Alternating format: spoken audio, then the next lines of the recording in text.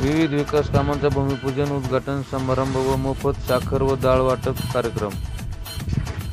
तीर्थक्षेत्र विकास निधी अंतर्गत गोरक्षनाथगड परिसर व मांजरसुंबा गावामध्ये स्ट्रीट लाईट कामाचे उद्घाटन समारंभ अंतर्गत माननीय खासदार सुजयदादा विखे पाटील यांच्या राखीव विकास निधी अंतर्गत गोरक्षनाथगड परिसर स्ट्रीट लाईट प्रमा 15 लक्ष व ग्रामपंचायत मांजरसुंबा येथे स्ट्रीट लाईट प्रमा 8 लक्ष मांजरसुंबा गावठांमध्ये स्मशानभूमीपर्यंत स्ट्रीट लाईट बसवणे. खासदार विकास निधी जिल्हा परिषद प्राथमिक शाळा मांजरसुंबा येथे सोलर बसवणे. तसेच काळामळा प्राथमिक शाळा 15 वित्त आयोग पाण्याचे ATM काळामळा वस्तीवर बसवणे. 15 वित्त आयोग गोरक्षनाथगड कॉन्क्रीटी संरक्षण भिंत बांधणे. तीर्थक्षेत्र विकास निधी या सर्व कामांचा निधी मिळवून दिल्याबद्दल सर्व सदस्य व ग्रामस्थ मांजरसुंबा ग्रामस्थांच्या वतीने खूप खूप आभार व्यक्त करण्यात आले. या समारंभाला प्रमुख पाहुणे म्हणून अहमदनगर दक्षिणचे लोकप्रिय खासदार डॉक्टर सुजयदादा विखे पाटील तसेच प्रमुख उपस्थिती माजी मंत्री सहकार बँकेचे चेअरमन माननीय शिवाजीराव कर्डिले साहेब हे उपस्थित होते. मांजरसुंबा गावच्या सरपंच मंगलताई कदम व उपसरपंच जालिंदर कदम साहेब तसेच सर्व ग्रामपंचायत सदस्य, विविध कार्यकारी सोसायटी सदस्य, सर्व माजी सरपंच, माजी उपसरपंच, ग्रामसेवक, ग्रामपंचायत कर्मचारी तसेच मांजरसुंबा ग्रामस्थ तसेच पंचक्रोशीतील ग्रामस्थ मोठ्या संख्येने उपस्थित राहून कार्यक्रमात शोभा वाढवली. याबद्दल सर्वांचे आभार. धन्यवाद.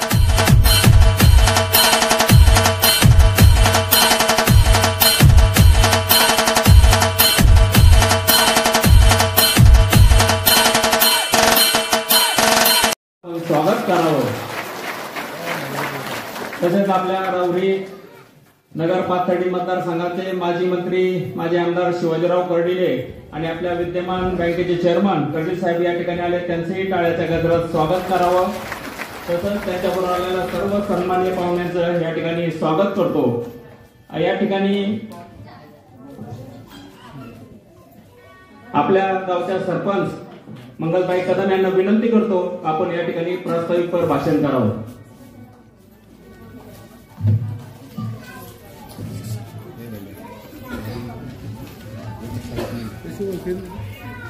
प्रथमतः या कार्यक्रमास उपस्थित सर्व मान्यवरांचे मांजरसुंबा गावाच्या वतीने हार्दिक स्वागत करते. आज मांजरसुंबा गावातील विविध विकास कामांचा भूमिपूजन, उद्घाटन समारंभ व मोफत साखर व डाळ वाटप कार्यक्रमानिमित्त लोकप्रिय आणि माननीय शिवाजीराव कर्डिले साहेब, विद्यमान चेअरमन जिल्हा सहकारी बँक यांच्या प्रमुख उपस्थितीत व नगर दक्षिणचे खासदार डॉक्टर सुजयदादा विखे पाटील यांच्या शुभ हस्ते पार पडले. या विकास कामांचे पुढील प्रमाणे मांजरसुंबा गावठाण ते गोरक्षनाथगड स्ट्रीट लाईट 15 लक्ष रुपये, गावठाण ते स्मशानभूमी स्ट्रीट लाईट 8 लक्ष रुपये, गोरक्षनाथगड येथे संरक्षक भिंत बांधणे 8 लक्ष रुपये, काळामळा शाळा ATM बसवणे तसेच जिल्हा परिषद शाळा व काळामळा शाळा सोलर बसवणे 15 वित्त आयोग, दलित वस्ती येथे प्युअर ब्लॉक बसवणे तसेच डोंगरगण फाटा ते गोरक्षनाथगड येथे डांबरी रस्त्यावर संरक्षण भिंत 9 लक्ष रुपये, मांजरसुंबा ते पिंपळगाव माळवी रस्ता डांबरीकरण रुपये 2.5 कोटी रुपये, गावठाण गणपती मंदिर ते काळामळा डांबरी रस्ता रुपये 2.5 कोटी रुपये, गोरक्षनाथगड भक्तिनिवास गोशाळा पार्किंग 4.5 कोटी रुपये. अशा प्रकारच्या विविध विकास कामे दादा आपल्या व कर्डिले साहेबांच्या माध्यमातून गावात झालेली आहे. तसेच विशेष सांगायचे म्हणजे मांजरसुंबा गावामध्ये 28 बचत गट स्थापन झालेले आहेत. या बचत गटांच्या माध्यमातून स्त्री सक्षम झालेल्या आहेत. गावातील स्त्रियांना रोजगार भेटलेला आहे. तसेच शेतकरी बचत गट सुद्धा 9 तयार झालेले आहेत. या शेतकरी बचत गटांना मागच्या वर्षी पाणी फाउंडेशन तर्फे फार्मर स्पर्धेमध्ये तालुकास्तरीय प्रथम क्रमांकाचे बक्षीस मिळालेले आहे व माननीय उपमुख्यमंत्री देवेंद्र फडणवीस साहेबांच्या हस्ते 1 लाख रुपयांचे व पुरस्कार मिळालेला आहे. आज गावामध्ये आपल्या माध्यमातून जलजीवन मिशनचे 1 कोटी 9 लाख रुपयांचे काम चालू आहे. त्या कार्यक्रमाच्या उद्घाटनास लवकरच दादा आणि कर्डिले साहेबांनी यावे अशी मी त्यांना पूर्ण गावाच्या वतीने विनंती करते. दादा व कर्डिले साहेब आम्हाला वेळोवेळी गावाच्या विकासासाठी मदत करतच असतात. यापुढेही अशीच मदत ते करतील यात शंकाच नाही. तरी आमच्या तुम्हाला काही छोट्याशा मागण्या आहेत त्या तुम्ही मान्य कराव्या अशी मी पूर्ण गावाच्या वतीने दादांना आणि कर्डिले साहेबांना विनंती करते. गावठाण ते उंबर वस्ती रस्ता खूप खराब झालेला आहे. त्या रस्त्याचे डांबरीकरण व नूतनीकरणासाठी दादांनी आम्हाला मदत करावी अशी मी त्यांना विनंती करते. गवाळी वस्ती, काळामाळा वस्ती, गारमाथा, बुडकी वस्ती येथे स्ट्रीट लाईटची खूप गरज आहे. त्या स्ट्रीट लाईटला पण मान्यता दादांनी आणि कर्डिले साहेबांनी द्यावी अशी मी त्यांना विनंती करते. आमच्या गावामध्ये तुळजाभवानी माता मंदिर या मंदिराला सभा मंडपाची गरज आहे. लक्ष्मी माता मंदिर सभा मंडपाची गरज आहे. आणि विशेष सांगायचं म्हणजे गावामध्ये लोकवर्गणीतून गणपती मंदिर झालेलं आहे. त्या गणपती मंदिराला पण सभा मंडपाची गरज आहे. तरी ती दादांनी आणि कर्डिले साहेबांनी द्यावी अशी मी त्यांना विनंती करते. विशेष मागणी म्हणजे आमच्या या छोट्याशा गावामध्ये चैतन्य गुरु गोरक्षनाथ मंदिराचा जीर्णोद्धार गेल्या 25 वर्षापासून सुरू होता. त्या मंदिराचा जीर्णोद्धार आता जवळजवळ संपलेलाच आहे. गुरु गोरक्षनाथ हे नवनाथांपैकी गुरु असून त्यांचे भक्त राज्यात नव्हे तर पूर्ण देशात आहेत. या मंदिराच्या कलशरोहणासाठी आम्हाला योगी आदित्यनाथ UP CM यांना बोलायचे आहे. तरी आपल्या सहकार्यातून आणायचे आहे. तरी आपण त्यासाठी पुढाकार घेऊन गावामध्ये योगी आदित्यनाथ यांना आणावं आणि त्या कलशरोहणासाठी आम्हाला मदत करावी. तुम्हाला विशेष सांगायचं म्हणजे या छोट्याशा गावामध्ये गावाला गाव पण नव्हते. गावामध्ये रस्ते नव्हते, गावाला स्ट्रीट लाईट नव्हत्या, गावाला पाण्याची सुविधा नव्हती. जालिंदर कदम साहेबांच्या 20 वर्षांच्या कारकिर्दीमध्ये साहेबांच्या प्रयत्नातून आणि कर्डिले साहेबांच्या मदतीने गावाचा विकास झाला. या गावाला गाव पण मिळाले. कदम साहेबांच्या पुढाकाराने आणि गावातील सर्व ग्रामस्थांच्या पुढाकाराने गावाने प्रत्येक स्पर्धेमध्ये भाग घेतला आणि विशेष सांगायचं म्हणजे त्यामध्ये बक्षीसही मिळवली. शेवटी एवढेच सांगेल, येत्या 2024च्या निवडणुकीमध्ये मांजरसुंबा गावातर्फे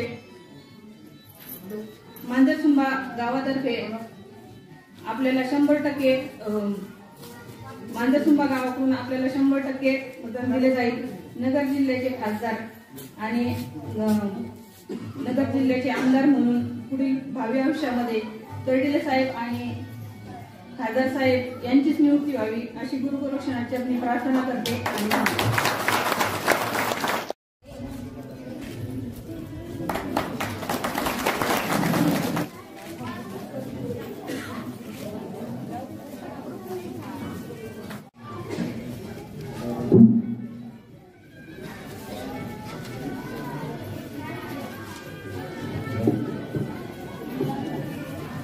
आज या ठिकाणी जे काही साखर आणि डाळ वाटप यांचा हा जो काही उपक्रम होतोय, ज्यांच्या संकल्पनेतून हा उपक्रम राबवला जातोय, असे आपल्या जिल्ह्याचे पालकमंत्री जाधव विखे पाटील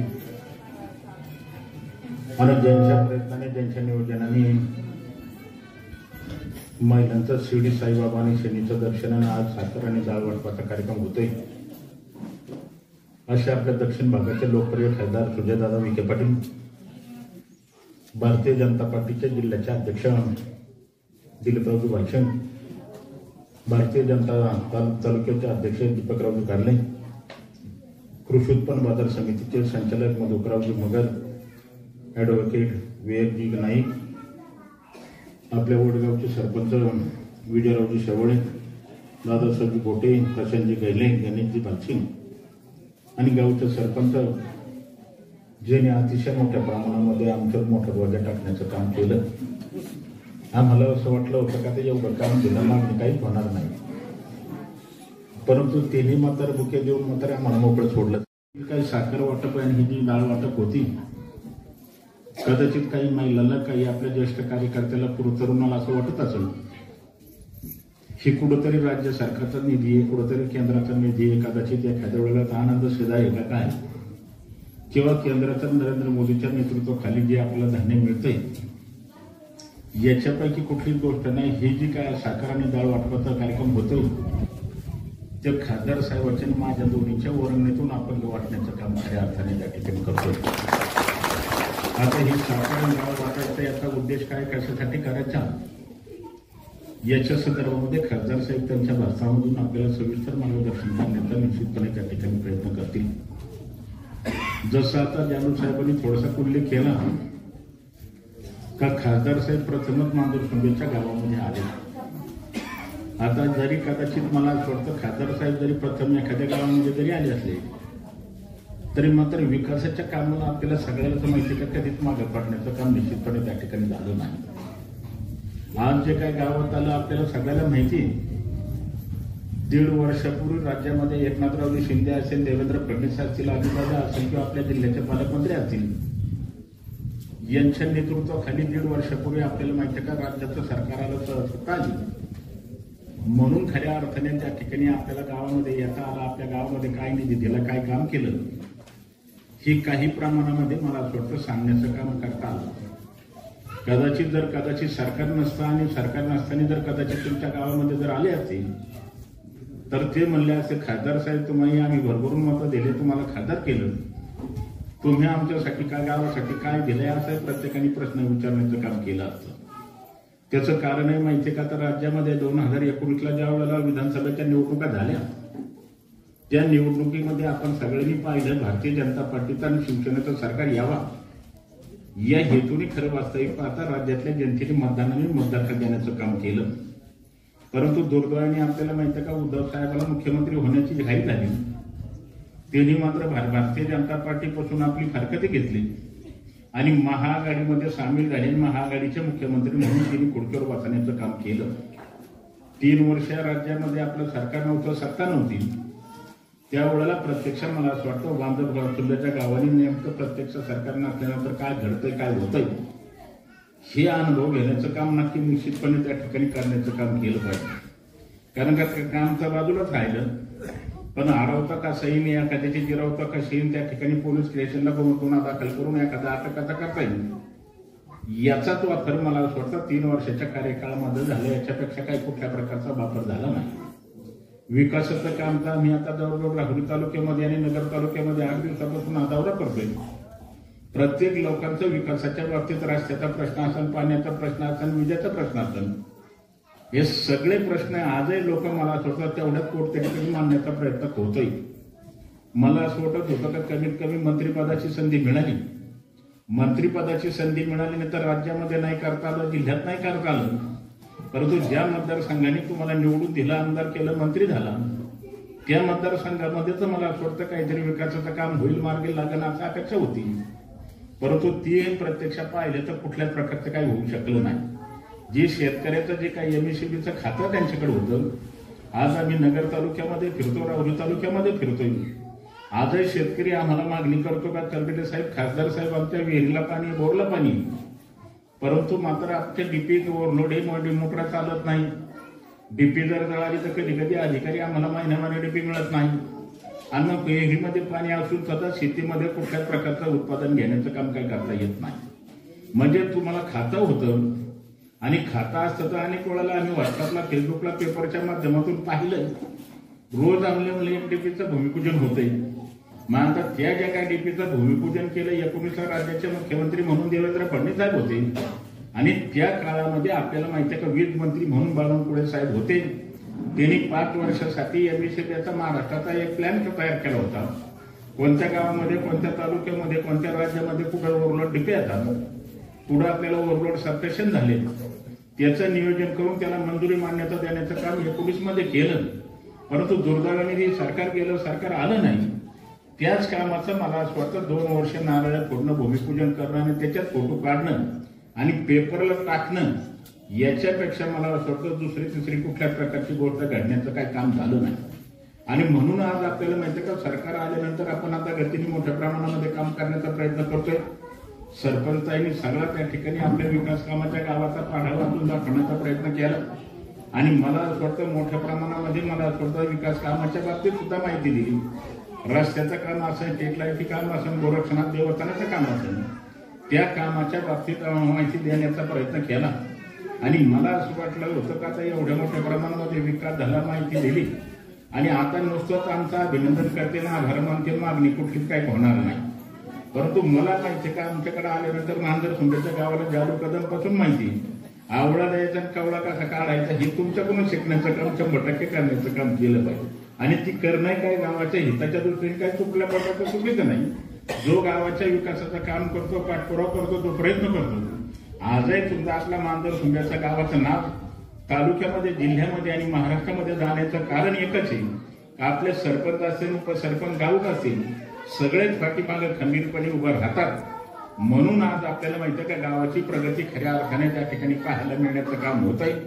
खासदार साहेबांना सांगू इच्छितो का राळेगणनंतर किंवा हिवरे बाजारच्या नंतर सगळ्यामध्ये तालुक्यामध्ये जर विकासाचं काम कोणत्या गावामध्ये झालं असेल ते मांजरसुंबेमध्येच मोठ्या प्रमाणामध्ये मग रस्त्याचे प्रश्न असतील, पाण्याचे प्रश्न असतील, बंधाऱ्याचे प्रश्न असतील, जे काय असेल, वृक्षारोपण, झाडांचा प्रश्न असेल, असे अनेक प्रश्न मार्गी लावण्याचं काम केलंय. ही जी काही गोरक्षणाचं जे देवस्थान, ह्या देवस्थानाकडे जागृत देवस्थान म्हणून पाहिलं जातं. या देवस्थानाला पाहिलं तर रस्ता नव्हता, पाणी नव्हतं आणि वर कुठल्याच प्रकारचे डेव्हलपमेंट होण्याचं काम काय नव्हतं. परंतु राज्यामध्ये भारतीय जनता पार्टीचं, शिवसेनेचं सरकार होतं. त्या काळामध्ये जवळजवळ 2.5 कोटी रुपयाचा निधी आणून आपण मोठ्या प्रमाणामध्ये त्या मंदिराची प्रगती आणि विकास करण्याचा प्रयत्न केला. शंकररावजी कदम साहेब आपल्याला माहिती का सुद्धा अध्यक्ष आहेत, ते सुद्धा वेगवेगळ्या प्रकारच्या वर्णीच्या माध्यमातून चांगल्या प्रकारचा विकास करण्याचा प्रयत्न करतोय. आज ही गाव आपल्याला माहिती का एक तीर्थक्षेत्र म्हणून या गावाला वेगळे आगळी ओळख पाहण्याचं काम होतंय. नगर शहराचं जर माणूस कदाचित रविवारच्या सुट्टीला पुढं जर कदाचित एखाद्याला शहरामध्ये पुढं पर्यटनामध्ये जायचं जर म्हणलं तर ते पर्यटनाचं स्थळ नाही. त्यांना जर कदाचित मुलाबाळ कुटुंब घेऊन जर कदाचित रविवारी सुट्टीच्या वारी उद्योगवाले असतील, नोकरीला येतील, त्यांना कुठल्याच प्रकारची जाण्याची संधी नाही. परंतु आज गोरक्षनाथाच्या गडवर नगर शहराचे मला वाटतं मोठ्या संख्येने लोक, मला वाटतं करायचं, त्यांना फिरायला यायचं, ते गोरक्षनाथच्या गडवर मोठ्या संख्येने लोक येण्याचं काम होत आहे. केवळ त्याचे रस्ते झाले, लाईट झाली, पाणी झालं, हे महत्वाचे विकासाचं काम मोठ्या प्रमाणामध्ये झालंय. म्हणून आज आपल्याला माहिती आहे का ही तर लोक मोठ्या प्रमाणामध्ये येण्याचा प्रयत्न निश्चितपणे होत आहे. आता खासदार साहेबांनी आपल्याला माहिती डोंगरगणला वन विभागामध्ये आपण पाहतो, हा तर सगळा भाग वन विभागाच्याच अंडर आहे. तिथं काय आपल्याला शेतकऱ्याला तिथं काही उत्पादन घेता येत नाही, शेती करता येत नाही. परंतु खासदार साहेबांनी तुम्हाला सांगतो का त्याचा पाठपुरावा केला सरकार आल्यानंतर आणि 1 कोटीचं डोंगरगणला चांगल्या प्रकारचं भव्य दिव्य मुलांच्या दृष्टीने, ज्येष्ठाच्या दृष्टीने पर्यटन उभा करण्याचं काम केलं. तेच काम आता मांजरसुंबेचा सुद्धा कृती आराखडा मला स्वतः जालिंद्रजी कदम त्याचा तयार झालाय आणि आता ते माने मॅडमला खासदार साहेबांनी आम्ही वेळोवेळी त्याचा पाठपुरावा करला आणि त्याचं जेवढ्या मोठ्या प्रमाणामध्ये इस्टिमेट होईल, किती झालं जालू इस्टिमेट? 4.5 कोटीचं इस्टिमेट झालं. तुम्हाला खासदार साहेबांच्या पत्र देतो आता हे 4.5 कोटी रुपये खासदार आणि आमदार साहेब 100% आपल्याला मंजुरी देण्याचं काम करतील, याची मी खात्री या कार्यक्रमाच्या निमित्ताने त्या ठिकाणी देतो. मग तुम्हाला असं वाटेल का आपण नेमकं मुंबईमध्ये येतं का मांजरसुंबेमध्ये येतं, याचा परिणाम पाहायला मिळण्याचं काम 100% होईल.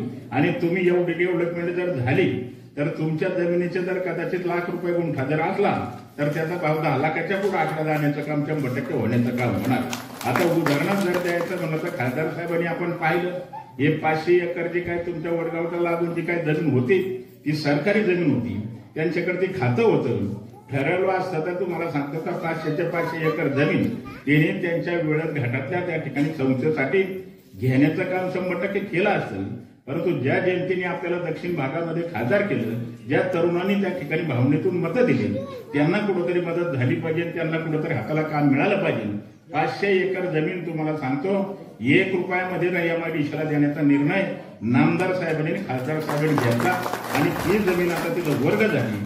आता वर्ग झाल्यानंतर थोड्या दिवसातच तिथं कंपन्या येतील, उद्योग उभा राहील आणि आपल्या ह्या पंचक्रोशीतल्या मुलांना मला असं वाटतं हाताला काम मिळण्याचं काम 100% होण्याचं काम होईल, याची खात्री आता विश्वास देण्याचं काम करतात.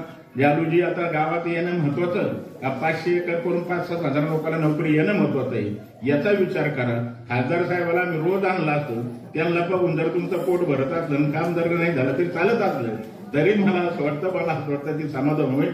खासदार रोड आम्ही सांगतो तुम्ही आमच्या गावात येऊ नका, पण आमच्या गावचे जे काय तालुक्याच्या विकासाचे कामं असतील ते काम मात्र मार्गी लावण्याचं काम 100% करण्याचं काम आपण करावं, ही अपेक्षा ह्या कार्यक्रमाच्या निमित्ताने त्या ठिकाणी करतो. आता पिंपळगावच्या तलावात पाणी आलं, ते आमचे आले, शेतकरी कडले साहेब मोटरी काढायला लागले, कडले साहेब कनेक्शन बंद करायला लागले, कडले साहेब आम्ही पाणी उचलतोय, आमच्या 2 कांद्याचे भरणे राहिले. सगळी प्रतिष्ठा राहून महानगरपालिकेला आमदार संग्राम जगताप असेल, मी असेल, खासदार साहेब असतील, नियम सोडून तुम्हाला पाणी उकळायची परवानगी दिली. कांदे लावले, फळे लावले आणि भागवत तुम्ही कधी कांद्याची एखादी गोणी सुद्धा मला पाठवली नाही, हे सुद्धा आपल्याला सांगायला काय हरकत नाही. काय म्हणलं अहो, आता तुम्ही मला आज पाठवतो, उद्या पाठवतो, मला असं वाटलं, पण आता पण मला कांद्याची काही गोणी कुठं पाहायला मिळाली नाही, म्हणून कांदे काय मला पाठव काय म्हणले. बर, आता तुम्ही तसे पाठवणार नाही, तुमच्या कायमच्या मोटरी काढायला लागतो, मग मला कांदे नक्की मिळतील असं मला वाटतंय. एवढंच या कार्यक्रमाच्या निमित्ताने सांगतो आणि आपण सर्वजण मोठ्या संख्येने आला त्याबद्दल आपल्याच्या सगळ्याचे मनापासून आभार मानतो, धन्यवाद देतो आणि थांबतो. आजच्या या कार्यक्रमाला उपस्थित असलेले आपले सर्वांचे मार्गदर्शक, जिल्हा बँकेचे सन्माननीय चेअरमन माननीय श्री शिवाजीरावजी कर्डिले साहेब, माननीय दिलीपरावजी बालसिंग, माननीय दीपकरावजी कारले, माननीय विवेकजी नायक, माननीय मधुभाऊ नगर, माननीय दादासाहेबजी बोठे, माननीय विजूभाऊ शेवाळे, माननीय प्रशांतजी गहिले, गावातील आमचे सन्माननीय सरपंच, माननीय सुमंगलताई कदम, आमचे सहकारी माननीय श्री जालिंदरजी कदम, माजी सभापती, ज्येष्ठ नेते, मार्गदर्शक माननीय श्री शंकररावजी कदम, माननीय इंद्रमानजी कदम, उपस्थित असलेले मांजरसुंबा गावातील सर्व सन्माननीय ग्रामपंचायतचे पदाधिकारी, आमच्या माता भगिनी, ज्येष्ठ ग्रामस्थ आणि मित्रांनो, सर्वात प्रथम आपण सर्वजण एवढ्या मोठ्या संख्येने या ठिकाणी आलात, आपले सगळ्यांचे मनापासून आभार व्यक्त करतो. अनेक विकास कामं मागच्या 1.5 वर्षामध्ये करायचा आम्ही प्रामाणिक प्रयत्न केला. माननीय कर्डिले साहेबांच्या माध्यमातून, पालकमंत्री माननीय नामदार राधाकृष्ण विखे पाटील साहेबांच्या माध्यमातून जे काही आमच्या परीने शक्य झालं ते आम्ही करायचा प्रयत्न करत बऱ्याच गावांमध्ये निधी देण्याचं काम केलं. भविष्यामध्ये देखील ज्यावेळी तुम्ही जे काही काम सांगाल प्रामाणिकतेने, नैतिकतेने, कर्डिले साहेबांच्या माध्यमातून ही स्थिती जर राहिली, आपलं सरकार राहिलं, आम्ही पालकमंत्री राहिलो, तर मांजरसुंबा गावाला कुठल्याही प्रकारची काळजी करायची आवश्यकता नाही. अनेक निर्णय हे जनसामान्य माणसाच्या कल्याणासाठी आपण घेतले. अनेक निर्णय ज्या दृष्टिकोनातून आपल्या गावाचं भविष्य हे उज्ज्वल व्हावं यासाठी घेतले. मगाशी कर्डिले साहेबांनी सांगितलं की एमआयडीसीला आपण जमीन हस्तांतर केली. मी तुम्हाला आज या कार्यक्रमाच्या निमित्ताने खात्री देतो, जेव्हा जमीन हस्तांतराचा विषय आला 350 कोटी रुपयाची ती जमीन होती आणि जर 350 कोटी रुपये जर एमआयडीसीला भरावे लागले असते तर जेव्हा त्या जमिनी एमआयडीसी कडून विक्रीला निघतात तर आज जो नगर एमआयडीसी मधला विक्री दर आहे तो साधारण 4,000 रुपये स्क्वेअर मीटर आहे. बरोबर झालं, जास्त आहे पण मी कमी सांगितलं. 4,000 रुपये स्क्वेअर मीटर आज जमीन विकली जाते. आपण 350 कोटी रुपयाची जमीन 1 रुपयामध्ये एमआयडीसीला दिल्यामुळे आता 1,500 रुपये स्क्वेअर मीटरनी नव्या जमिनी एमआयडीसीच्या विकायला निघतील आणि नगरचे उद्योजक ते विकत घेऊन अवघ्या 1 वर्षामध्ये किमान 5,000 लोकांना तिथं नोकरी मिळेल. हा शब्द सुजय विखे पाटील तुम्हाला या ठिकाणी. नगरचा विकास अनेक वर्षापासून रखडलेला होता, तो आता कुठेतरी चालना देण्याचं काम आम्ही करत आहोत. राज्यामध्ये आलेले सरकार, माननीय मुख्यमंत्री एकनाथ शिंदे साहेब आणि उपमुख्यमंत्री आमचे नेते फडणवीस साहेब असतील, अजित पवार साहेब असतील आणि पालकमंत्री विखे पाटील साहेब असतील, कर्डिले साहेबांच्या प्रयत्नातून तालुक्याचे, जिल्ह्याचे आणि संपूर्ण जिल्ह्याचा सर्वांगीण विकास कसा होईल या दृष्टिकोनातून आदरणीय प्रधानमंत्री नरेंद्र मोदींच्या नेतृत्वाखाली आपण काम करत आहोत. आजचा कार्यक्रम हा कुठलाही राजकीय कार्यक्रम नाही. मला कोणावर टीका टिप्पणी करायची नाही, मला कोणाला आरोप प्रत्यारोप करायचे नाही. योग्य वेळ येईल तेव्हा मी माझ्यावर केलेले प्रत्येक आरोपाला उत्तर द्यायला सक्षम आहे. पण आज ती वेळ नाही. आज जो उपक्रम घेऊन आम्ही तुमच्या पुढे आलेलो आहोत हे मी थोडक्यात आपल्याला या ठिकाणी सांगतो. आपल्या सगळ्यांना या ठिकाणी आल्यावर आपण टोकन वाटप केले. टोकन मिळाले सगळ्यांना? टोकनवाले आमच्या हात वरती करा सगळे. महिला सगळ्या मिळाल्या का? बरोबर. तू मिळाले का मावशी? तुला लाल साडी मिळाले का नाही? पाहुणी कोणते गाव आहे? लोहगाव. आमचं लोहगाव, नेवाच्या तालुक्याचं लोहगाव. बरं, तू माझ्याकडून टोकन घेऊन जा, काळजी करू नका. नेवाशाला काय करा. तर आज हे टोकन दिल्यानंतर आपल्या सगळ्यांना आपण एक साहित्य देत आहोत. या साहित्याचा उपयोग कशासाठी करायचा हे सांगण्यासाठी आम्ही इथं आलो. प्रत्येकाला 4 किलो साखर आणि 1 किलो डाळ आपण देणार आहोत. प्रत्येक कुपनावर देणार आहोत. आता अनेक लोकांना प्रश्न पडतो, अनेक लोक आरोप प्रत्यारोप करतात, अनेक लोकांना असं वाटतं राजकारणासाठी करतायत, अनेक लोकांना वाटतं मतदानासाठी करतायत. माझी सगळ्यांना विनंती आहे, ज्या लोकांना आम्ही आवडत नसू त्यांनी आमची साखर नाही जरी घेतली तरी आमची काही हरकत नाही. आम्ही काय बळजबरी तर कोणाला करणार नाही. ज्यांना ही साखर कडू लागेल त्यांनी न घेता एखाद्या गरीबाला ज्याला गोड लागत असेल त्याला देऊन टाका. तुमचंही कल्याण, आमचंही कल्याण आणि सगळ्यांचं कल्याण. मतासाठी जर साखर वाटायची असती तर कैलासवासी बाळासाहेब विखे पाटलांपासून तर आजपर्यंत 50 वर्ष या नगर जिल्ह्याच्या प्रत्येक राजकीय व्यासपीठावर या जिल्ह्याच्या गोरगरीब जनतेने आम्हाला संधी दिली. आम्ही साखर वाटून मतं मिळवणारे नाहीत. 50 वर्षाचा आमच्या कुटुंबाचा त्याग आहे आणि त्या त्यागापोटी आम्ही जिल्ह्याचा विकास करतोय. पण साखर वाटायचा उद्देश एवढाच की आज ही साखर आणि डाळ तुम्हाला मिळणार आहे. येत्या 22 तारखेला 22 जानेवारीला जेव्हा अयोध्यामध्ये प्रभू श्री रामाच्या मंदिरामध्ये आपले देशाचे लाडके प्रधानमंत्री माननीय नरेंद्र मोदींच्या हस्ते प्रभू श्री रामाच्या मूर्तीची प्राणप्रतिष्ठा त्या मंदिरामध्ये केली जाईल. या साखर आणि डाळीचा वापर करत मांजरसुंबा गावातील प्रत्येक घरातून 22 तारखेला प्रभू श्री रामाच्या नावाने 2 डाळीच्या लाडूचा नैवेद्य तयार व्हावा यासाठी ही साखर वाटप आपण करत आहोत. हा कुठला पक्षाचा, चिन्हाचा, कुठल्या जाती विरोधात, कुठल्या धर्माविरोधातला कार्यक्रम नाही. हा आपला आस्थेचा कार्यक्रम आहे. हा आपल्या श्रद्धेचा कार्यक्रम आहे. आणि म्हणून आपल्या सगळ्यांच्या माध्यमातून हे व्हावं. कारण की अनेक वर्षाच्या प्रतीक्षेनंतर आज हा दिवस आपल्याला सगळ्यांना पाहायला मिळतोय.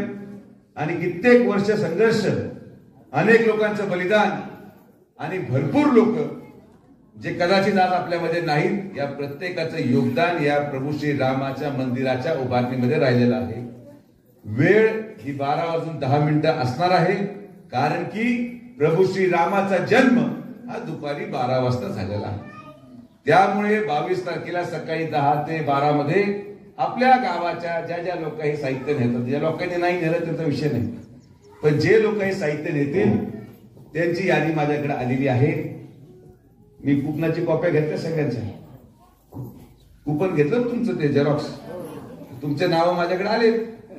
21 तारखेला रात्री जालू तू आणि तुमच्या बरोबरचे सगळे सदस्य प्रत्येक घरामध्ये जाऊन लाडू मोजायचे. कोणी लाडू केलेत आणि कोणी नाही केले. आणि ज्यांनी केले त्यांना शुभेच्छा. जे होतील त्यांची यादी फक्त माझ्याकडे द्या. आम्ही ती यादी अयोध्येमध्ये जाऊन प्रभू श्री रामाच्या पेटीमध्ये टाकून देऊ आणि त्यांना सांगू की तुझ्यासाठी लाडू करण्यासाठी या यादीमधल्या लोकांना साखरही दिली, डाळही दिली, पण यांच्या वाचून काय तुझ्यासाठी लाडू झाले नाहीत. तुला यांचं काय करायचं तुझ्या परीने पहा. आता तुम्ही काय करणार हा तुमचा निर्णय. माझ्या हातात तर काही नाही. मी आणि कर्डिले साहेब आम्ही काही करू शकत नाही. आम्हाला तर मतं मागायचे, पण परमेश्वर काय करणार हे तुम्ही ठरवायचं. आज 20 दिवस अजून उरले. या 20 दिवसामध्ये सगळं सामान लगेच पाहुणरावळ्यांना बोलून साखर संपू नका. थोडीशी साखर आणि थोडी डाळ ही प्रभू श्री रामासाठी बाजूला काढून ठेवा, म्हणजे जरी 2 लाडू तयार होतील. आता बोलणारे अनेक गोष्टी बोलतात, कोणी म्हणते काम झालं नाही, कोणी म्हणते साखर वाटतंय. माझं सगळ्यांना म्हणणं आहे, मी कोणाचेही हात बांधलेले नाही. ज्याची इच्छा असेल त्यांनी वाटावं आणि ज्याची वाटायची दानत नाहीये त्यांनी तोंड बंद ठेवावं. हेच जीवन आहे. ज्याच्यामध्ये हिंमत असेल तो करतोय, त्याला करू द्या. ज्याच्यामध्ये हिंमत नसेल त्यांनी घरी बसून बायको बरोबर स्वयंपाक करावा.